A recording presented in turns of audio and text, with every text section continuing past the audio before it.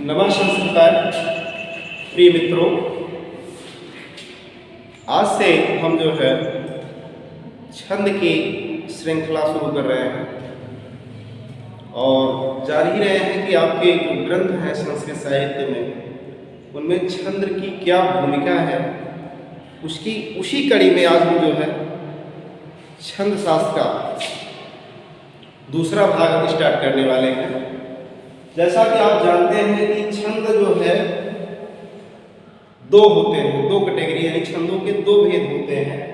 पहला मात्रिक छंद, दूसरा वर्णिक छंद।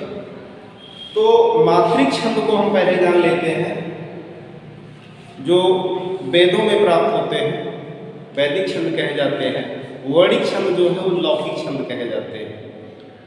तो सबसे पहले हम एक छोटा सा उदाहरण आपके बीच में आर्या छंद का रखते हैं। कभी कभी आपसे परीक्षा में पूछ लिया जाएगा आर्या किस कोटि का छंद है, तो आर्या एक मात्रिक छंद है। आगे उसका लक्षण देखेंगे, क्योंकि लक्षण जो होता है वो छंदों की कोटि को बताता है कि किस कोटि का यह छंद है, उसका लक्षण कैसा है, हम जानेंगे कैसा छंद है। देखेंगे लिखा है यस्याह प्रथमे पादे द्वादश मात्रस् तथा तृतीये अपि अष्टादश द्वितीये चतुर्थके पंचदश आर्या।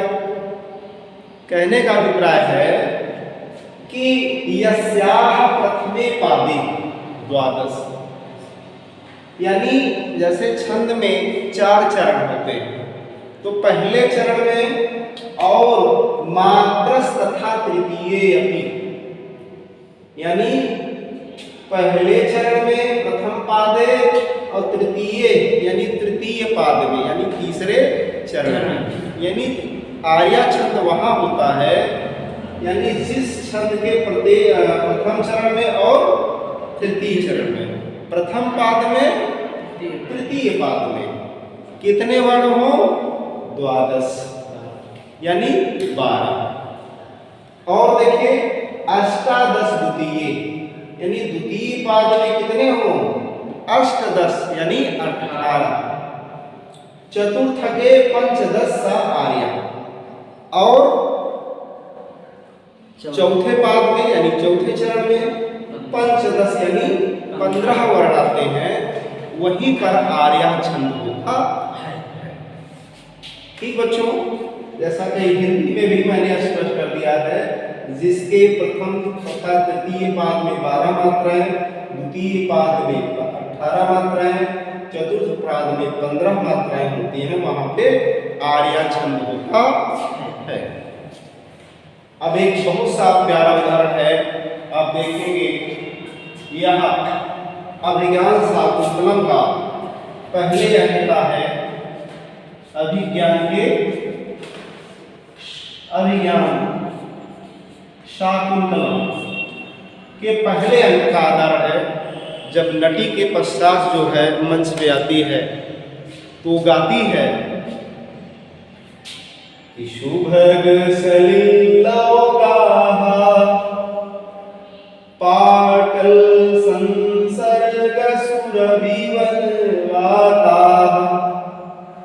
प्रेक्षाय सुलभ नेत्रा दिवसा परिणाम रमणीया। कितना मधुरतम गीत गाती है। यानी अभिज्ञान शाकुंतलम का जो प्रारंभ होता है वो ग्रीष्म काल की ऋतु से होता है। इस श्लोक से निर्देशित हो रहा है, दिखाई पड़ रहा है। महाकवि कालिदास ने कितना बढ़िया उदाहरण लिखा है आर्या छंद का, आप देखेंगे, इसको याद कर लेंगे, बहुत ही इंपॉर्टेंट है कि सुभग सलिल औगा। सुभग माने सुभकर लगता है, अच्छा लगता है। कहाँ, सलिल औगा, जल में स्नान करना। और कैसे जल में स्नान करना, शीतल जल से स्नान करना अच्छा लगता है। कब? ठंडी में कि गर्मी में? ठंडी में, गर्मी में, ठीक है। गर्मी में जो है सुभग, सुखकर लगता है। किससे? सलिल, जल। अवगाह माने स्नान करना, यानी गर्मी के मौसम में शीतल जल से स्नान करना कैसा लगता है? सुखकर लगता है, सुभग लगता है, मनोहर लगता है, अच्छा लगता है।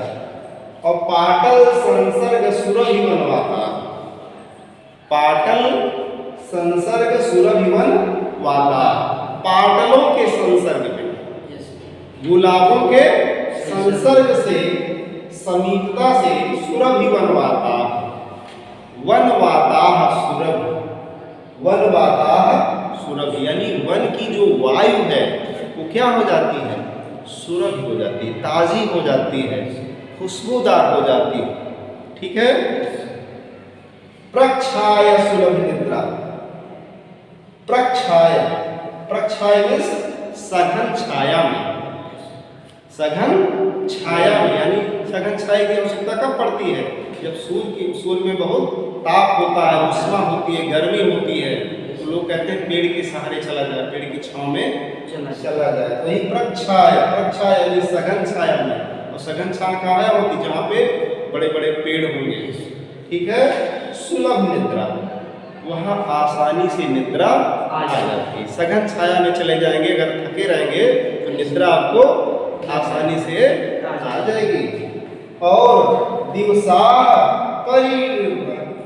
परिणाम रमणीय, दिवसा, दिवस दिन का जो अंतिम समय होता है, यानी दिन के 4 पहर होते हैं, तो दोपहर के बाद का जो समय होता है, लगभग 4 के बाद यानी 6-7 के बीच के पहले, यानी 4 से और 6 के मध्य का जो समय होता है, जब सूर्यास्त होता है, वही कवि कह रहा है कि दिवसा परिणाम रमणीय, दिन का जो अंत समय होता है, जो जिसमें क्या होता है, वो अत्यंत रमणीय होता है, मनोहर होता है।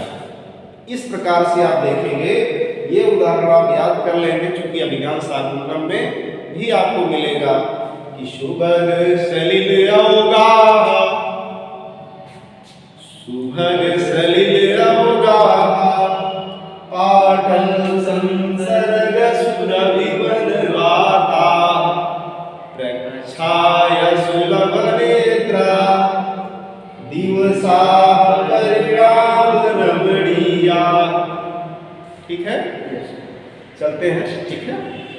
नमः संस्कृता, फिर आपसे अगली वीडियो में मिलेंगे इसी समय, तब तक के लिए धन्यवाद।